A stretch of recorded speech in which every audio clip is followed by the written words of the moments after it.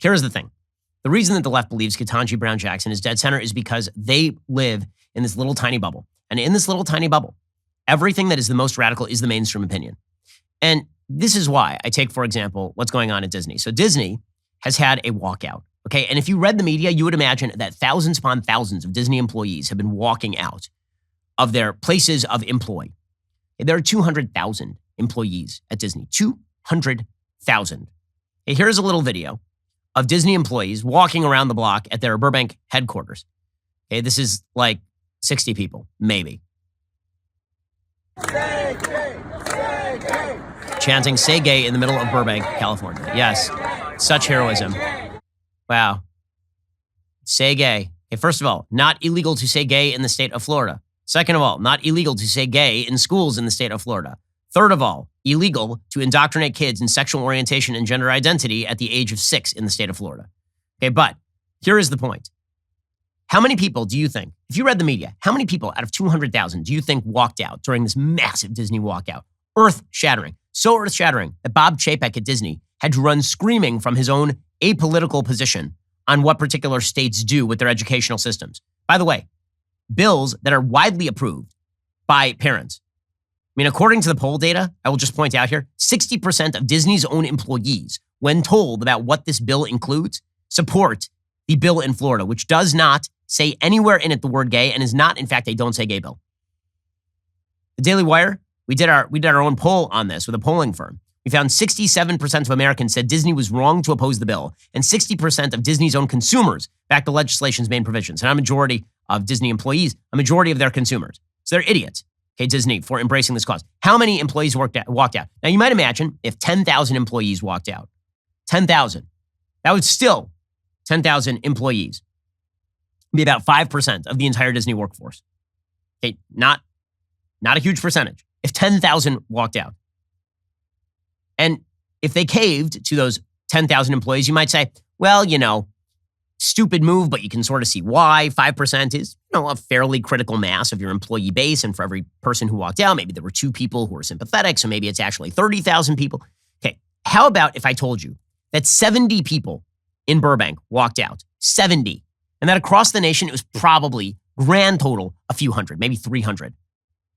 If I told you that it was like, well, let's go high end. Let's say it was 500 employees. Okay, 500 employees. So what would that amount to? That would amount to, let's see, 0.25% of a percentage point. Okay, that it would amount to nothing. It is a rounding error in the Disney employment base. And yet they decided that they were going to, they decided that they were going to cave to this. Because again, in their bubble, this matters. In their magical little bubble, where the media dictate terms, this matters. And what's amazing is how many people are falling victim to this. It really is incredible. I mean, people in Republican states. So for example, Utah's governor, Spencer Cox, he just refused to sign a bill that barred male athletes from playing with females. This makes him the second Republican governor in 2 days to reject such legislation. Republican legislators in Utah are going to override the veto. Cox said in a statement that while politically it would be much easier and better for me to simply sign the bill, he chose to veto it because he tried to do what I feel is the right thing regardless of the consequences. And on Monday, Governor Eric Holcomb of Indiana, a Republican, vetoed a similar bill, saying it would likely have been challenged in the court and would not have solved any pressing issue. Okay, the actual reality here is that both of these governors are weak-kneed. And because they are weak-kneed, they're not protecting girls and women in their state. Period. Because they have decided that they would rather be held hostage by a small group of people who are very, very loud than do what's in the interest of their own constituents. And it is because of this sort of cowardice that you see things like the question of what is a woman bleeding up to the Supreme Court. Remember, everything that happens at the Supreme Court level starts off in law schools. Really interesting piece over at Barry Weiss's Substack by a guy named Aaron Sibarium. Aaron Sibarium is a staff writer at the Washington Free Beacon, and he has a piece talking about the infusion of our entire legal education system with wokeness. He says, in 2017, the super lawyer David Boies was at a corporate retreat at the Ritz-Carlton in Key Biscayne, Florida, hosted by his law firm, Boies, Schiller, and Flexner. Boies was a liberal legend. He had represented Al Gore in Bush versus Gore in 2003, 2013, he had successfully defended gay marriage in California. On the last day of the retreat, boys gave a talk in the hotel ballroom to 100 or so attorneys, according to a lawyer present. Afterward, boys' colleagues were invited to ask questions. Many of the questions were yawners. Then, an associate in her late 20s stood up. She said there were lawyers at the firm who were uncomfortable with boys representing disgraced movie maker Harvey Weinstein, and she wanted to know whether boys would pay them severance so they could quit and focus on applying for jobs at other firms. Boys said no. When congressional Republicans used to attack attorneys for representing Gitmo detainees, the entire left rallied around them. But that's not how the new associates saw boys' choice to represent Weinstein. They thought there were certain people you just did not represent, people so hateful and reprehensible that helping them made you complicit. The adversarial legal system in which both sides of a dispute are represented vigorously by attorneys with a vested interest in winning is at the heart of the American constitutional order.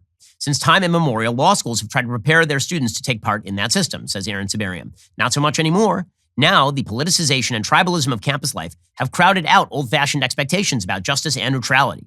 The imperatives of race, gender, and identity are more important to more and more law students than due process, the presumption of innocence, and all the norms and values at the foundation of what we think of as the rule of law. Okay, so, again, everything that you're seeing at the Supreme Court level with Ketanji Brown Jackson has bled over to every area of America's culture, and all of these corporations, these woke corporations, are falling prey to it. And so are Republican governors. By the way, not in Florida, where Ron DeSantis recognized Emma Wyant as the winner of the NCAA swimming championship. She, of course, is from Sarasota. She won the silver. He says she's the only actual woman who won. Good for DeSantis. All the rest of these people who decide to take the cowardly way out because they're afraid of small minorities of people who believe absolutely incredibly stupid garbage with no basis to support it, all those people deserve what they get politically.